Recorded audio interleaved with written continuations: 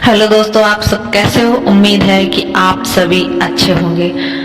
दोस्तों, आज हम सुनाने वाले हैं बैसाख महीने में कही जाने वाली कहानी, जो कि हर रोज सुनने से हमारी सारी मनोकामनाओं को पूर्ण करती है।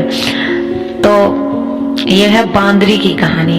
एक राजा थे जो सुबह उठकर गंगा जी नहाने जाते थे। राजा ने सबको ये बोल रखा था कि मेरे से पहले कोई गंगा जी नहीं नहाएगा। एक बांदरी थी, बंदर, जो राजा से पहले नहा लेती थी। जब राजा नहाने जाता था तो उसका पानी हिलता हुआ दिखता था। तो राजा को इस बात पर शंका हुई, कोई मेरे से पहले नहाता तो है। राजा ने वहां पर पहरा लगा दिया। गंगा किनारे एक पहाड़ी थी जहां पर वो बांदरी बैठी रहती थी। राजा के नहाने से पहले ही वो नहाकर पहाड़ी पर बैठ जाती थी।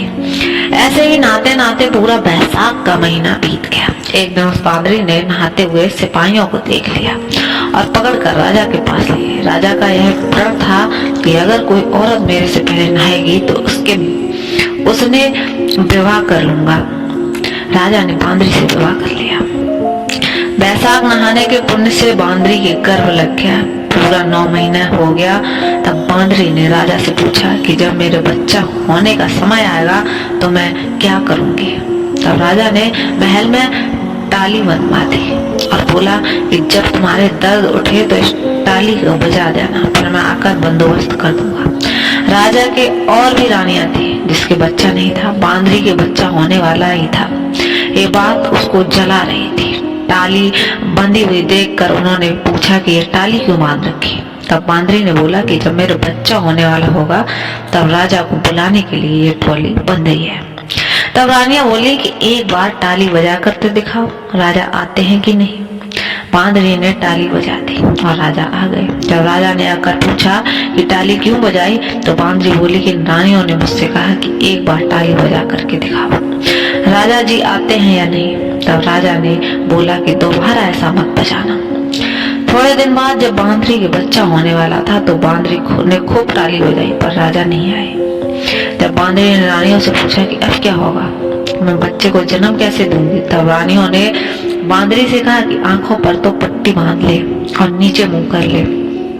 बांदरी के बैसाख नहाने से बहुत सुंदर लड़का हुआ। तब रानी ने यह देखा कि बहुत सुंदर लड़का हुआ है तो रानी ने दासी से कहा कि इस बच्चे को नदी में डुबो कर आ जाओ और बांदरी के पास पत्थर को रख दो और राजा को बोल दो कि बांदरी के पत्थर हुआ है। राजा ने इस बात को सुनकर अपने मन में संतोष कर लिया कि रानियों की तरह इसको भी बच्चा कैसे हो सकता है। उधर दासी से बच्चा नदी में नहीं फेंका गया। वो उस बच्चे को वहां पर कुम्हार के बर्तन में रखकर आ गई। जब कुम्हारी ने किसी की रोने की आवाज सुनी तो उन्होंने देखा तो बच्चा था। तो कुम्हारी से कहा भी भगवान ने तुम्हारी सुन ली, तुम्हारे कोई बच्चा नहीं है और भगवान ने हमें बच्चा दे दिया। अगर तू इस बच्चे को पालन पोषण कर ले तो अपने घर ले चला। कुम्हारन बोली राजी हो गई और दोनों उसको पाल पोस कर बड़ा कर दिया। लड़के को इस बात का पता ही नहीं चल सका कि वो बांदरी को जन्म दिया था और रानियों ने उसको मारने के लिए दासी को दे दिया। एक दिन वो लड़का कुम्हार का बनाए हुए हाथी घोड़ों को लेकर कुएं पर बैठ गया जहां पर दासियां पानी भरने आई। उनको देखकर वह लड़का बोला कि मेरे हाथी घोड़े पानी ले पी लो। तब दासियां उसकी बात सुनकर हंसने लगी और बोला कि कभी माटी के हाथी घोड़े पानी पीते हैं क्या। तब वह लड़का बोला कि कभी बांदरी के भी पत्थर होते हैं क्या। यह बात दासियों ने रानियों से जाकर कह दी। यह बात सुनकर रानियों के जहर के लड्डू बनाकर कुमार के लड़के के लिए भेजा। भगवान की कृपा से जहर के लड्डू गोंद के लड्डू बन गए। दूसरे दिन रानियों देखे कि लड़का तो मरा ही नहीं। तब रानियों ने राजा से जिद करके कुमार को उस बस्ती में निकलवा दिया। कुमार जंगल में रहने लगा। गड़गौर का महीना आ गया। कुमार का लड़का 101 करवा 100 गोली ले घड़ों में पानी भरकर बगीचे में जा रहा था।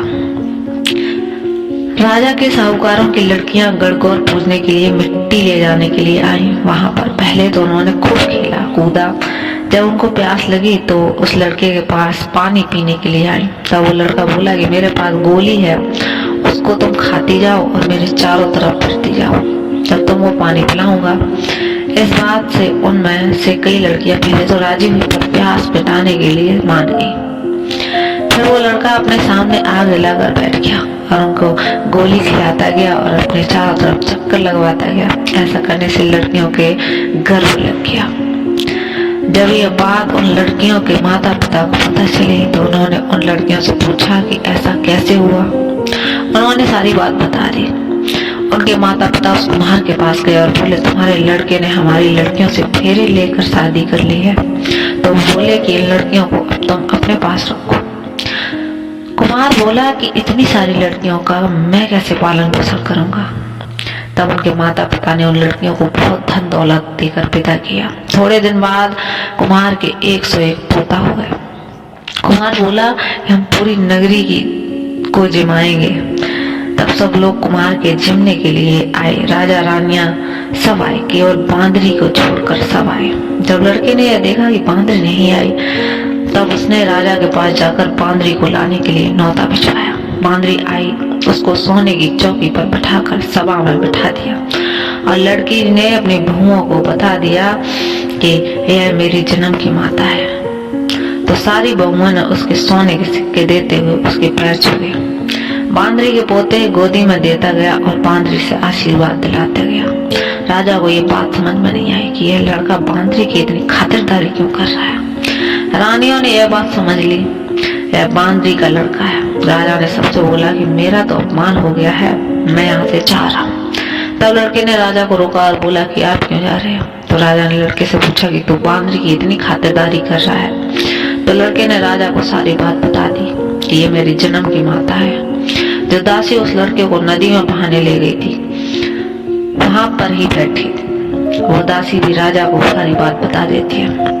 तो राजा ने सब रानियों को जेल में डलवा दिया और बांदरी सारे पोता पोतियों और अपने लड़के को पूरे गाजे वाजे के साथ अपने महल ले गया।